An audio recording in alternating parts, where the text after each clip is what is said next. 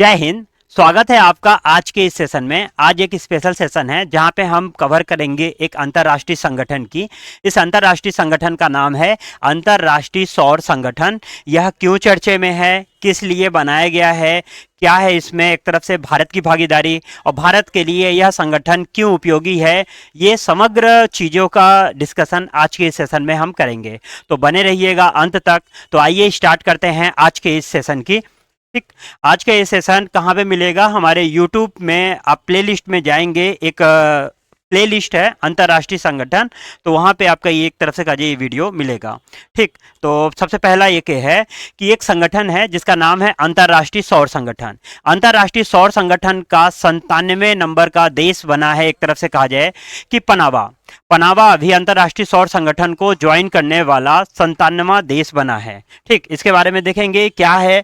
देखिए पनामा अगर हमारे विश्व मैप में देखें तो पनामा कहाँ पर आता है? तो पनामा ये रहा, यहाँ पे एक तरफ से कहा जाए जो छोटा छोटा देश है हरा सा, ये है आपका पनामा। पनामा अंतर्राष्ट्रीय सौर संगठन का 97वें नंबर का देश बना। अभी हाल ही में इसने एक तरफ से कहा जाए इस संगठन की सदस्यता ग्रहण की है। तो आइए एक तरफ से कहा जाए कि देखते हैं क्या है अंतर्राष्ट्रीय सौर संगठन और किस लिए बनाया गया है। देखिए अंतर्राष्ट्रीय सौर संगठन क्या है कि धीरे धीरे हमारी पृथ्वी क्या हो रही है कि गर्म हो रही है। इसको कहते हैं कि मौसमों में अनिश्चितता या मौसमों में जल्दबाजी से परिवर्तन। शॉर्ट फॉर्म में इनको प्रॉपर एक तरफ से शब्दावलियां दी गई है जिसको कहते हैं जलवायु परिवर्तन। जलवायु परिवर्तन क्या हो रहा है कि हमारे यहाँ पृथ्वी पे वातावरण धीरे धीरे एक अलग मिजाज का चेंजेस हो रहा है, जिसमें बहुत से एक तरफ से नकारात्मक चीजें देखने को मिल रही है। इसी को रोकने के लिए कई सारे अभियान किए गए हैं। उसमें से एक बहुत ही अमूल्य योगदान आज भी एक तरफ से कहा देखा जाता है, जिसको कहते हैं 2016 का पेरिस जलवायु सम्मेलन, 2015 का पेरिस जलवायु सम्मेलन।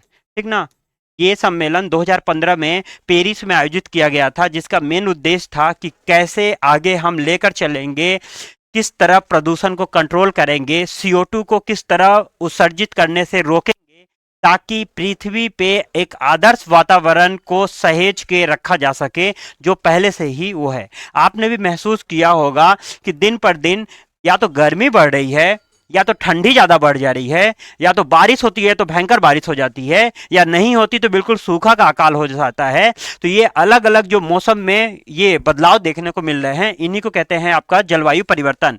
इसी के संबंध में एक सम्मेलन आयोजित किया गया था, कहाँ? पेरिस में। और इसी में एक वो कहा गया कि हम क्यों ना सौर ऊर्जा को बढ़ावा देने के लिए काम करें। देखिए सौर ऊर्जा को अगर हम बढ़ावा देंगे तो हम ना तो पेट्रोल और कोयले का यूज कर पाएंगे, ना तो अन्य चीजें। इससे क्या रहेगा, हमारा एक तरफ से कहा जाए कि जो CO2 का उत्सर्जन होता है, जिससे कई प्रकार की समस्याएं देखने को मिलती हैं, ये एक तरफ से कहा जाए रोका जा सकता है। इसी को वो करने के लिए एक संगठन बना जिसको कहते हैं अंतर्राष्ट्रीय सौर संगठन। अंतर्राष्ट्रीय सौर संगठन कब बना है? ये 30 नवंबर 2015 को ये एक तरफ से अस्तित्व में आया। इस संगठन का हेडक्वार्टर हमारे एक तरफ से कहा जाए कि हरियाणा के गुरुग्राम शहर में है। विश्व का एकमात्र ऐसा संगठन जिसका हेडक्वार्टर हमारे भारत में है, ये यही है। ठीक, ये एक तरफ से कहा जाए इतना। प्लस एक चीज, अभी की डेट में इसके अध्यक्ष कौन है? ये हमारे जो मंत्रालय हैं, एक तरफ से कहा जाए पर्यावरण जलवायु मंत्रालय के जो मंत्री हैं RK सिंह, ये इसके एक तरफ से कहा जाए अध्यक्ष हैं। यह संगठन काम क्या करता है? यह संगठन पृथ्वी पर कर्क रेखा और मकर रेखा के बीच अवस्थित जितने देश हैं, सभी देशों को साथ में लेकर सौर ऊर्जा के उत्पादन संबंधित परियोजना को बढ़ावा देना तथा सौर ऊर्जा को उत्पादन करके उसको स्टोर करना तथा उसका उपयोग करना, ये सब संबंध में आपका क्या कहते हैं, यह संगठन काम करता है। इस संगठन का सबसे मेन क्या है कि इसमें ज्यादातर सदस्य वही देश बन सकते हैं जो कि कर्क रेखा और मकर रेखा के बीच क्या है, अवस्थित है। इनका वो देखते हैं, देखिए ये देखिए भारत क्या बोलते हैं कि पूरे विश्व का मैप है। इस पूरे के विश्व के मैप में आपको देखिए ये वाली जो रेखा डिवोट की जा रही, ये वाली रेखा आपका क्या कर रही है, कर्क रेखा। ठीक, ये कर्क रेखा, ये आपकी मकर रेखा। इन दो रेखाओं के मध्य यहां से यहां देखिए हुआ क्या है कि हमारी पृथ्वी 23.5 डिग्री एक तरफ से अपने अक्ष पर झुकी हुई है, जिसके कारण पृथ्वी पर इन दो रेखाओं के मध्य ही सूरज वर्ष भर लंबवत चमकता रहता है। जैसा कि आपको बता दें कि कर्क रेखा पे सूरज लंबवत चमकता है 21 जून को, वहीं मकर रेखा पर सूरज लंबवत चमकता है आपका 22 दिसंबर को। ठीक, ये बाकी बीच में सूरज इधर ही इसका एक तरफ से कहा जाए कि ऊपर ज्यादातर एक तरफ से कहा जाए सूरज की किरणें कहाँ पे आती हैं, इन दो रेखाओं के मध्य आती हैं। अब इन दो रेखाओं के मध्य आती हैं तो इन दो रेखाओं के मध्य जितने देश अवस्थित हैं, इस देश में एक आदर्श वातावरण है सौर ऊर्जा उत्पादन करने का। इसीलिए इसमें सब उन्हीं देशों को ध्यान में रखने का एक वो है जो ज्यादातर एक तरफ से कहा जाए जिनके यहाँ सूरज की किरणें ज्यादातर आती हैं। तो सौर संगठन आपका क्या बोलते हैं, अंतरराष्ट्रीय सौर संगठन, यही लिए बनाया गया था। कब? 2015 में। अब इसके बारे में देखते हैं कि इसकी क्या क्या रणनीति। इसकी एक रणनीति है जिसका नाम है OSOWOG। इसका फुल फॉर्म क्या है? इसका फुल फॉर्म क्या है? वन सन, वन वर्ल्ड और वन ग्रिड। ठीक, इसका अगर आप वो देखें तो वन सन, वन वर्ल्ड, वन ग्रिड। ठीक ना, ये इसका एक तरफ से कहा जाए ये है कि एक ही सन है, एक ही विश्व हो और एक ही ग्रिड। ग्रिड का मतलब होता है कि एक ऐसी संरचना विकसित करना जिसमें सौर ऊर्जा के बिजली को क्या कर दिया जा सके, स्टोर करके रखा जा सके, उसको ग्रिड कहते हैं। तो ये सारे देश मिलके क्या किया जाए, सारे जितने जहां जहां सौर ऊर्जा या सूर्य किरणें ज्यादा आती हैं वहां वहां सौर प्लेट से सौर ऊर्जा का उत्पादन किया जाए तथा सभी देश साथ मिलकर इसमें काम करें तथा इसमें जितना भी बिजली उत्पादन किया जा रहा है सबको स्टोर करके रखा जा सके। इसको एक तरफ से इस रणनीति पर काम करता है हमारा अंतरराष्ट्रीय सौर संगठन, जिसको कहते हैं OSOWOG। तो एक तो ये, दूसरा इसने अभी हाल ही में एक और रणनीति इसने वो की जिसको कहते हैं टूवर्ड्स 1000 रणनीति। टूवर्ड 1000 रणनीति क्या कहता है कि यह इसके 4 प्रमुख लक्ष्य हैं 2030 तक पहुंचने का। यह 2030 तक ये 4 लक्ष्य क्या हैं? पहला लक्ष्य है 1000 अरब अमेरिकी डॉलर निवेश जुटाना। 1000 अमेरिकी अरब डॉलर क्या होता है कि आप देख लीजिए कि जितने भी बीच में आपके देश आ रहे हैं, कर्क रेखा, मकर रेखा, यह देश बहुत ज्यादा डेवलप नहीं है, ज्यादातर अल्प विकसित या एक तरह से अविकसित देश हैं। इनके यहाँ इतना संरचना या इतना धन नहीं है कि ये अपने यहाँ सौर ऊर्जा इस सब प्लेट को क्या कर सके, बढ़ावा दे सके। तो हमें क्या कर रहा है, अन्य अन्य देश या जितने भी विदेशी संगठन है या एक तरह से जितने भी पैसे वाले संगठन हैं, इन सब से क्या करना है, निवेश को जुटाना है। या जितने भी बड़े बड़े उद्योगपति हैं इन सब से क्या करना है, निवेश जुटाना है। यह निवेश कितना? 1000 अमेरिकी डॉलर निवेश जुटाना है। कब? 2030 तक। तो ये इस पे काम किया जा रहा है। प्लस 2030 तक 1000 मिलियन लोगों को स्वच्छ ऊर्जा पहुंचाना है। स्वच्छ ऊर्जा क्या है? स्वच्छ ऊर्जा मतलब आप खुद ही सोचिए कि सौर ऊर्जा से अगर हम ऊर्जा उत्पादित कर रहे हैं तो एक स्वच्छ ऊर्जा है, इसमें किसी भी प्रकार का प्रदूषण नहीं होता।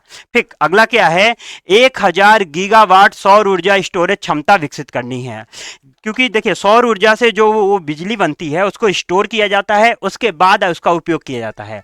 जबकि आप ये कोयले वाली जो बिजली होगी ये तुरंत बनता जाएगा, उसका ज्यादा स्टोर करने की जरूरत नहीं है, तुरंत आप इसका यूज कर सकते हैं।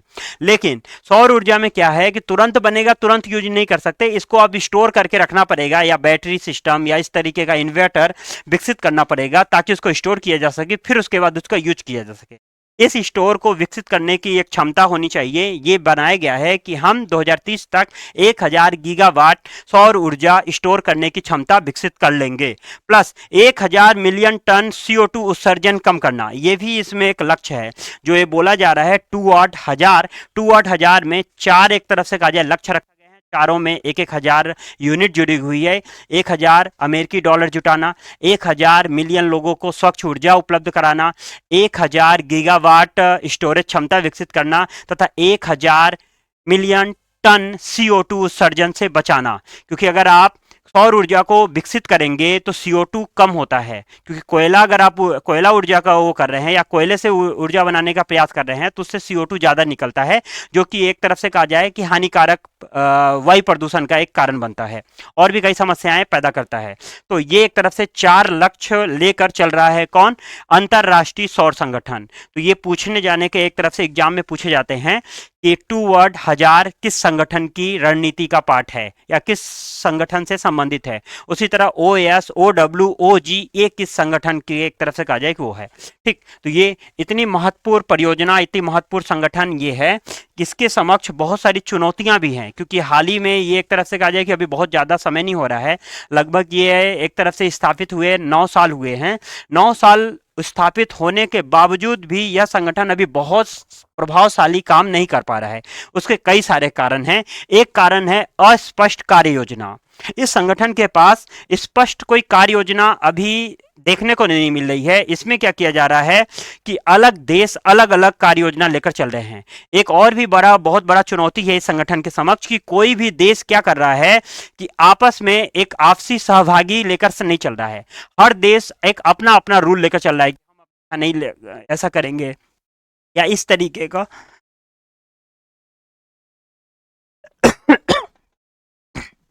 सॉरी या इस तरीके का इसको हम वो करके लेकर नहीं चलेंगे। तो एक अलग अलग एक तरह से ये लेकर चल रही है।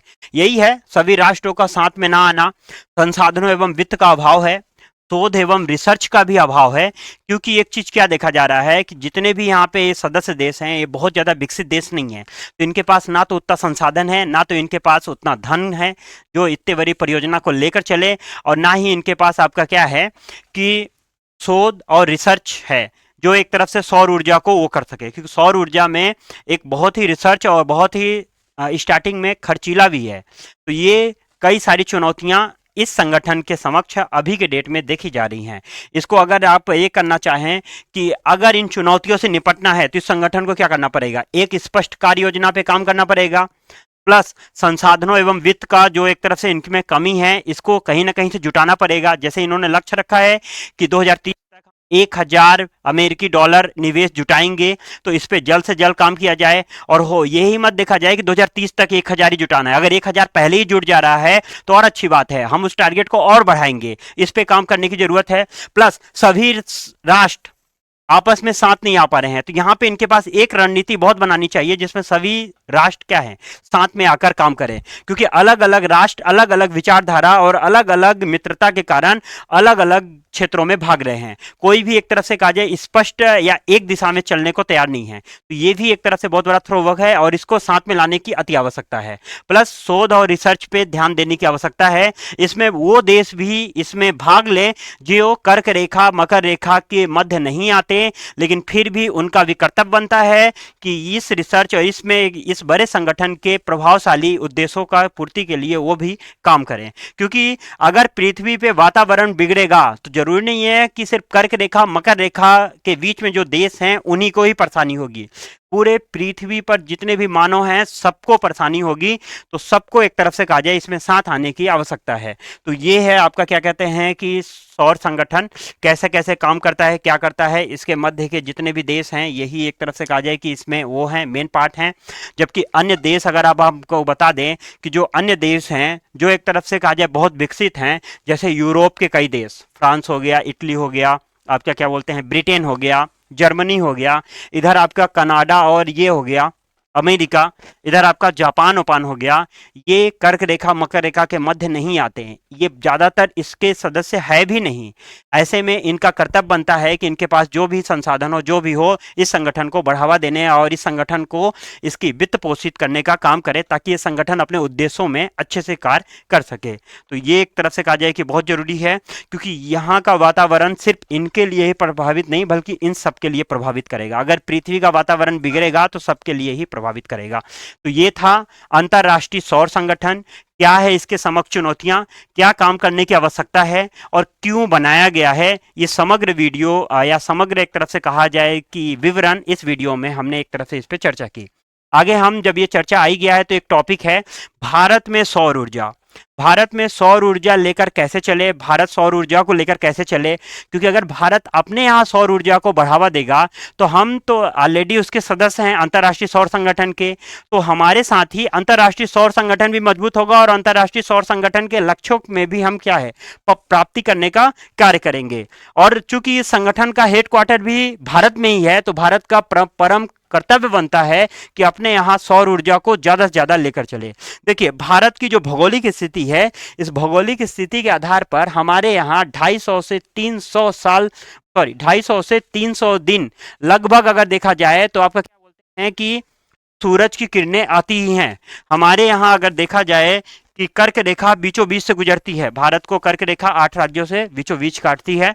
अब यहाँ तक मान लीजिए कि सूरज की किरणें लंबवत आती हैं, तो ऐसा नहीं है कि इस वाले क्षेत्र में सूरज की किरणें नहीं आती, यहां भी आती हैं, लेकिन जितना इधर आती हैं उतना इधर नहीं आएंगी।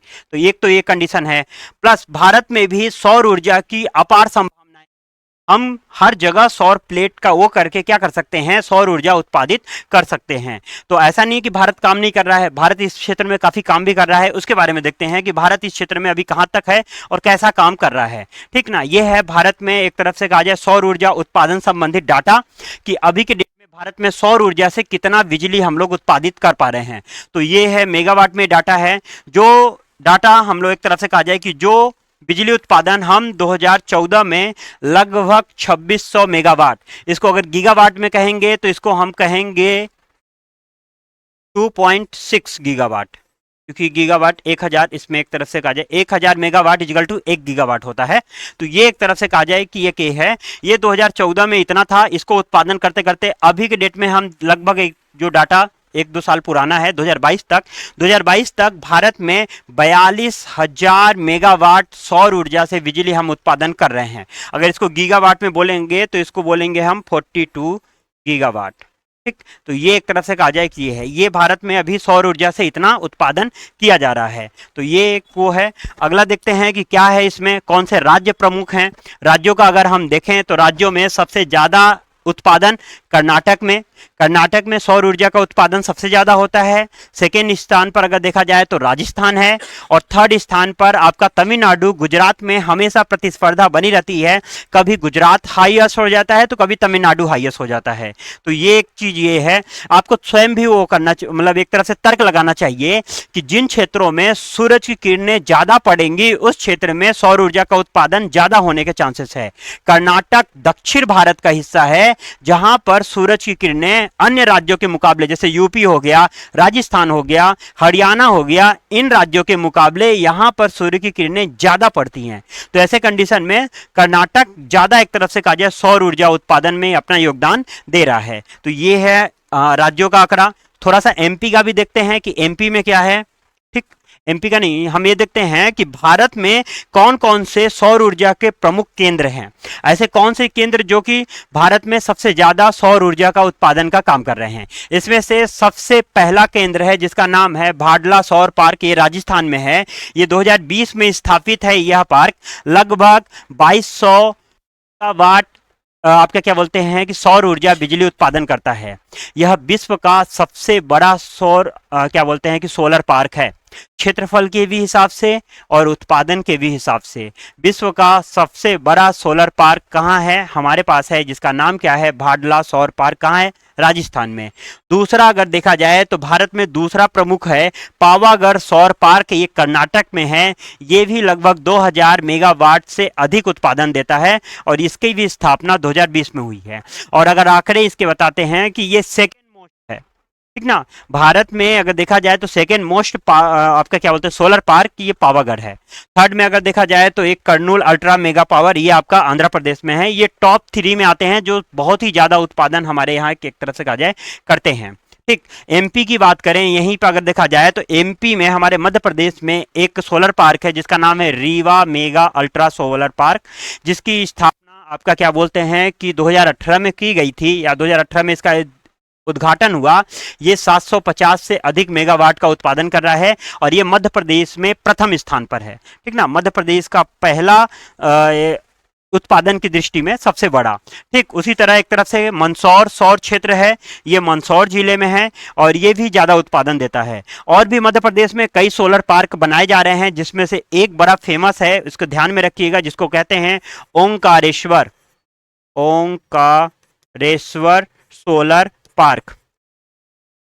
ठीक ना, ये खंडवा में एक डैम है ओंकारेश्वर डैम, जो नर्मदा नदी पर बना है।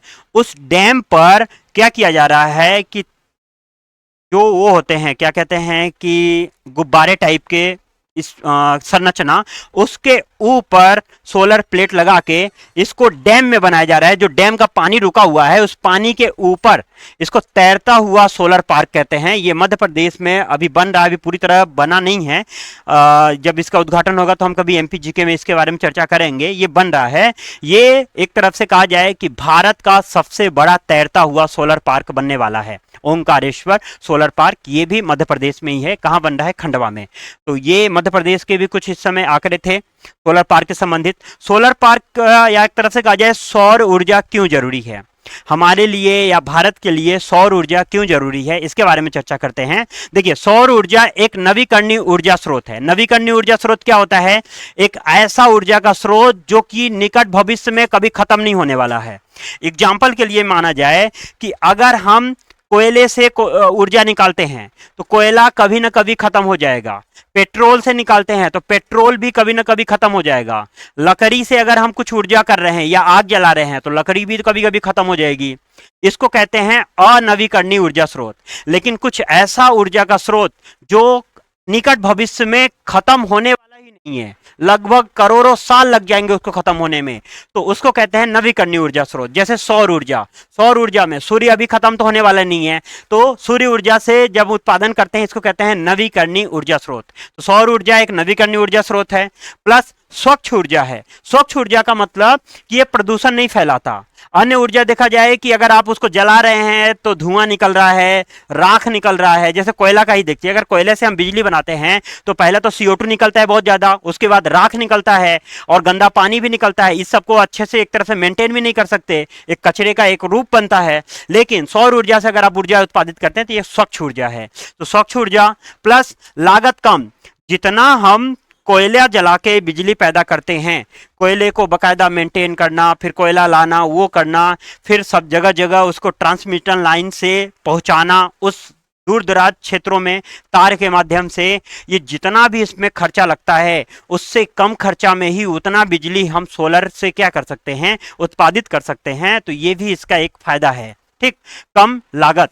फिर सौर प्लेट का अन्य उपयोग हो जाता है। अन्य उपयोग का क्या मतलब है कि कई ऐसे वो हैं, जैसे हमारे यहाँ राजस्थान वाले क्षेत्र में ज्यादा वर्षा नहीं होती, तो राजस्थान वाले क्षेत्र में ही ऐसे बहुत सारे घर बनाए जा रहे हैं जहां ऊपर की छत को सौर ऊर्जा से ढका जा रहा है, जिससे क्या है कि नीचे जो व्यक्ति रहेगा उसके लिए छांव का भी काम करेगा, प्लस आपका वह जो छत है वो सौर ऊर्जा और बिजली उत्पादन क्या देगी, फायदा देगी। तो इसको कहते हैं कि सौर प्लेट का एक अन्य उपयोग, मतलब दाम के दाम, वो क्या कहते हैं, आम के आम गुठलियों के भी दाम। ये उसी का एक तरह से कहा जाए कि एक उदाहरण है कि सौर प्लेट से सौर ऊर्जा भी कर देंगे, ऊपर छत भी आपका क्या बोलते हैं इससे बनाई जा सकती है। प्लस दूर दराज क्षेत्रों तक ऊर्जा आसानी से पहुंचाई जा सकती है।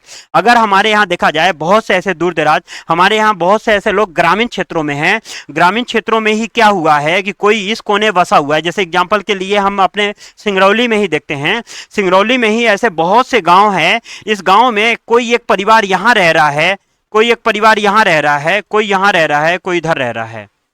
अब ऐसे में क्या होता है कि सरकार के पास एक बहुत बड़ी चुनौती रहती है कि कैसे एक ऐसा रोड बनाया जाए जिससे सारे परिवार कनेक्ट हो जाएं, कैसे इनको बिजली प्रोवाइड करवाया जाए, क्योंकि बहुत ज़्यादा खर्चा लगता है वहाँ पे खंबा पहुँचाना, वहाँ तक वायर वो करना, तो ये बहुत बड़ा एक तरह वो रहता है। तो कई ऐसे क्षेत्रों में बिजली आज भी हम पहुँचा नहीं पाते हैं।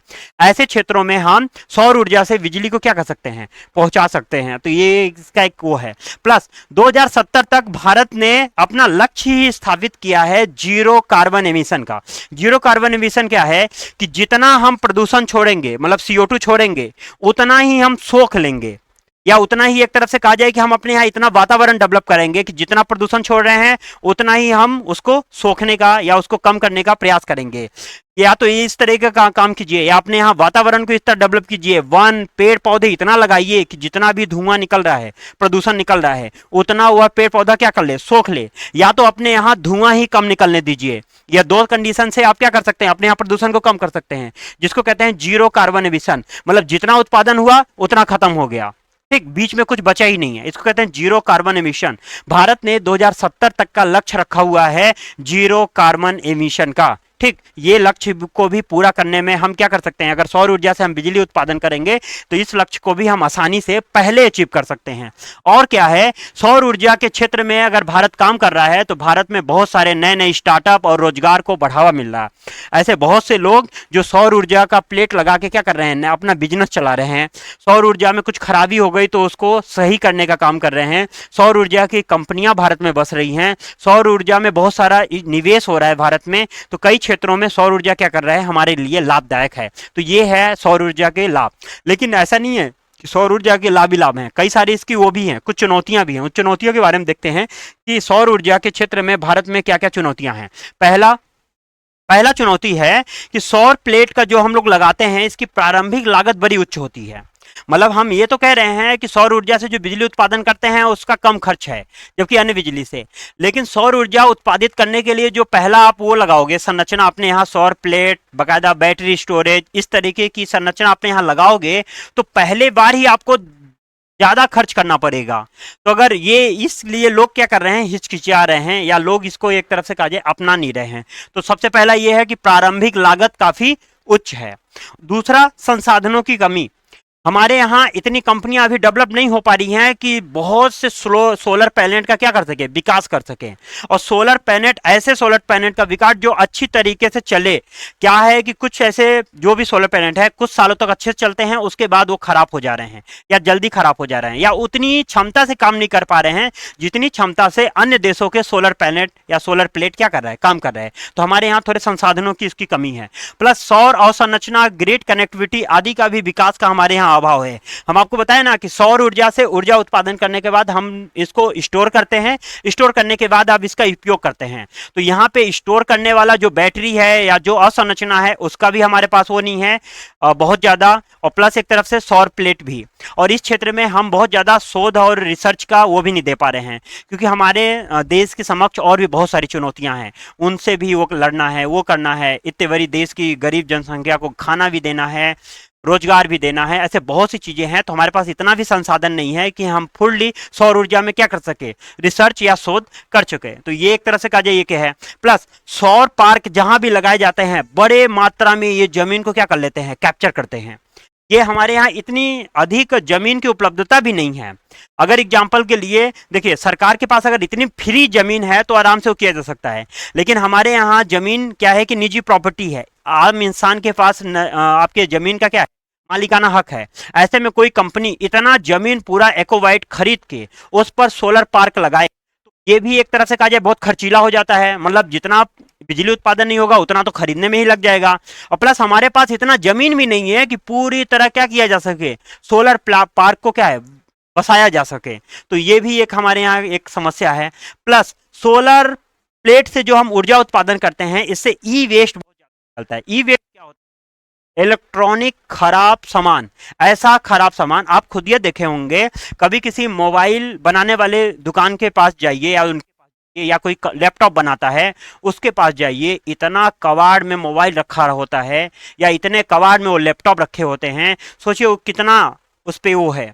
ऐसे ही अगर एक दुकान के बारे में आप देख रहे हैं, पूरे भारत में ऐसे देखें तो कितना ऐसा टेक्निकल चीज है या आपका इलेक्ट्रॉनिक चीज है जो खराब हो गया है, जिसका कोई उपयोग नहीं है, वो एक रद्दी के उसमें वो है। ना तो उसको हम जमीन में फेंक सकते हैं क्योंकि गलेगा नहीं, और अन्य प्रकार की समस्याएं, उससे हानिकारक गैसेस भी निकलती हैं जो कि कई प्रकार के बीमारियों का वो बनती है, कारण बनती है। इसको बोलते हैं ई वेस्ट। ई वेस्ट सोलर पैनल्स से भी बहुत वृद्धि हो रही है। एक ऐसी रिपोर्ट में बताया गया है, आपका अगर देखा जाए तो 2030 तक 600 किलो टन कचरा सोलर प्लेट से निकलेगा, ये एक सर्वे में बताया गया है। लेकिन इससे एक तरफ से कहा जाए डरने की जरूरत नहीं है, इसको तोड़ा जाएगा, वो किया जाएगा। देखिए जितनी भी है ये चुनौतियां हैं, ये चुनौतियों को कम करके हमें सोलर ऊर्जा पे जाना अति आवश्यकता है, क्योंकि हम बिजली ऊर्जा और आपका क्या बोलते हैं अन्य स्रोतों से ऊर्जा नहीं वो कर सकते, क्योंकि सौर ऊर्जा एक बहुत ही स्वच्छ और साधारण वो है, ठीक ना। तो ये चीजें, इसमें क्या किया जाए, वही सरकार प्रारंभिक लागत जो उच्च लग रही है तो सरकार क्या दे रही है, सब्सिडी। सब्सिडी मतलब अगर आप सोलर पैनल लगा रहे हैं तो सरकार बहुत छूट भी दे रही है, डायरेक्ट उस पर बहुत ज्यादा जीएसटी नहीं है, छूट दे रही है। प्लस संसाधनों की कमी, सरकार इस पे क्या कर रही है, शोध कर रही है। अभी कई सारी योजनाएं आई गई हैं जिसमें सरकार ने क्या किया है, बहुत ही इसका बजट बढ़ाया है, ताकि इस क्षेत्र की इसमें पैसे कमी ना हो और इस क्षेत्र का क्या किया जा सके, अच्छे से उपयोग किया जा सके। भूमि की उपलब्धता, हमारे यहाँ बहुत से ऐसे बंजर भूमि है, उस बंजर भूमि पे सौर ऊर्जा क्या है वो किया जाए, सौर पार्क बसाया जाए। प्लस आपका क्या किया जाए कि जितने भी घर में मकान हैं, कम से कम पीएम आवास वाले जितने भी मकान बने हैं उस पर अनिवार्यता ठोक देनी चाहिए कि आपको अपने यहाँ क्या करना पड़ेगा, सौर प्लेनेट छत पर सौर प्लेट लगाना ही पड़ेगा। ठीक इस तरीके का चीजें, या फिर जितने भी सरकारी आपका क्या बोलते हैं कि विभाग हैं, उन विभागों की छतों पर क्या किया जा सकता है, सौर प्लेट से सौर ऊर्जा उत्पादन को बढ़ावा दिया जा सकता है। तो ये भूमि की उपलब्धता वाली समस्या को क्या किया जा सकता है, निजात पा जा सकते हैं।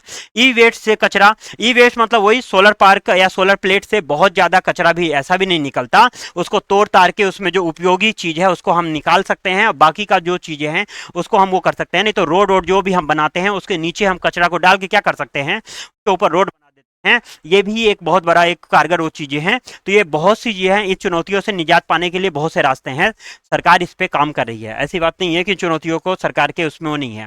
ठीक, तो ये है इसका ये। अगला अगर देखते हैं कि सरकार ने प्रयास क्या किया है, मतलब इस क्षेत्र में सरकार की क्या पहल है, सरकार क्या क्या क्या काम कर रही है। तो एक पहल है राष्ट्रीय सौर ऊर्जा मिशन। यह मिशन 2010 में आया था, जिसमें सरकार का लक्ष्य क्या था कि हम 2022 तक क्या करेंगे, 100 गीगावाट सौर ऊर्जा स्टोरेज क्षमता विकसित करेंगे। मतलब हम सौर ऊर्जा से इतना उत्पादन करेंगे कि 100 गीगावाट वो पहुंच जाए। हालांकि ये लक्ष्य पूरा नहीं हो पाया है, अभी हम आपको बताए थे जस्ट वीडियो स्टार्ट होने पहले ही कि 2022 तक हम सौर ऊर्जा से कितना उत्पादन कर पा रहे हैं, सिर्फ 42 गीगावाट। तो जितना हमने लक्ष्य रखा था 100 गीगावाट का, तो उसको लक्ष्य को हम पूर्ति अभी नहीं कर पाए हैं। इसके मध्य में बहुत सारी चुनौतियां नहीं होंगी, जो भी है, लेकिन जितना भी पाए हैं उतना भी बहुत है, आगे जाके हम और वो अचीव कर सकते हैं। अगला क्या है, सौर पार्कों एवं अल्ट्रा मेगा पार्क स्थापित योजना। यह योजना 2014 में आई है, जिसमें क्या किया जा रहा है, जितने भी खाली जगह हैं वहां पे बड़े बड़े सोलर पार्क स्थापित किए जा रहे हैं। जिसमें अभी हम लोग पढ़े थे ना कि पावागढ़ या Rewa mega ultra power, Omkareshwar आपका क्या बोलते हैं मेगा सोलर प्लांट, ये जितने भी पार्क हैं इसी योजना के तहत स्थापित किए जा रहे हैं। और सरकार ने क्या काम किया है, अंतरराष्ट्रीय सौर संगठन को भारत भी स्थापित करने में अपनी महत्वपूर्ण भूमिका निभाया, और इसका हेडक्वार्टर भी भारत में ही है, क्योंकि आज की चर्चा का विषय ही था अंतरराष्ट्रीय सौर संगठन। ये भी सौर ऊर्जा के क्षेत्र में भारत द्वारा किया गया एक सराहनीय प्रयास है। एक और योजना है प्रधानमंत्री कुसुम योजना। प्रधानमंत्री कुसुम योजना ये 2019 में आई गई है। इसमें सरकार क्या करती है, किसानों को सोलर आपका क्या बोलते हैं सौर ऊर्जा या सोलर पंप स्थापित करने के लिए वो देती है, प्लेट देती है, और बोलती है कि जो भी आप मोटर यूज कर रहे हैं वो सोलर ऊर्जा से चलनी चाहिए। ज्यादा अगर ऊर्जा उत्पादन हो रहा है तो हम आपसे उसी ऊर्जा को खरीद लेंगे, आपका इसको कुछ पैसा दे देंगे। के लिए ये योजना लाई गई थी 2019 में। और अभी एक सरकार नई योजना लेकर आई है जिसको कहते हैं प्रधानमंत्री सूर्योदय योजना। इस योजना का डिस्कशन भी हमने लास्ट के एक तरफ से कहा जाए कि जो करंट अफेयर का डेली वीडियो आता है या वीकली वीडियो आता है, उसमें हमने क्या किया है, इस योजना का विस्तार से चर्चा किया है। यह योजना क्या है, कैसे है, किस प्रकार लाई गई है। तो यह इसके तहत में इस क्षेत्र में अगर देखा जाए तो सरकार क्या कर रही है, सोलर प्लेट लगाने का वो दे रही है बढ़ावा।